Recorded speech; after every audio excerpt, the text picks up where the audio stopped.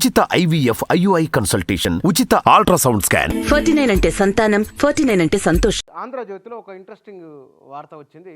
బకాయిలు 57,399 కోట్ల రూపాయలు. నీటిపారుదల, విద్యుత్ శాఖల్లో గత ప్రభుత్వం మిగిల్చిన బాకీలు ఇవి.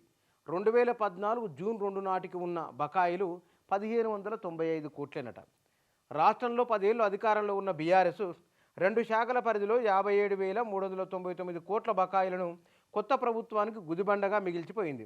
2014 జూన్ 2వ తేదీకి ముందు వివిధ ప్రభుత్వ శాఖలు డిస్కమ్లకు 1,595 కోట్ల దాకా బకాయిలు ఉండగా, తర్వాత 10 ఏళ్ల కాలంలో అంటే జూన్ 2, 2014 నుంచి 2023 డిసెంబర్ నాటికి 28,842 కోట్ల బకాయిలు పడ్డాయి. ఇక డిస్కమ్లకు స్వయంగా ప్రభుత్వమే చెల్లిస్తానని హామీ ఇచ్చిన బకాయిలు 14,000 కోట్ల 928.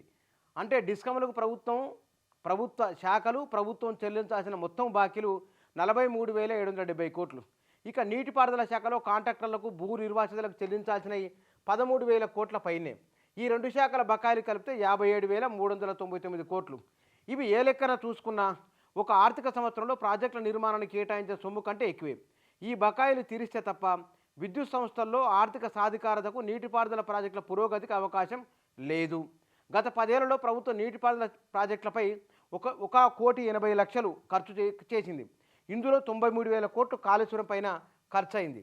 అయితే వీటికి సంబంధించిన కాగు కూడా అంచనాలు ఎంత వేసింది ఏమిటనే మొత్తం లెక్కలు ఆంధ్రజ్యోతి ఇచ్చింది. అయితే దీంట్లో ఒకటి, ఖర్చు అనేది ప్రభుత్వ నిర్వహణకు లేదా మూలధన వ్యయానికి, భవిష్యత్తు అవసరాల కోసం ఏ ప్రభుత్వమైనా ఖర్చు చేయవలసిందే.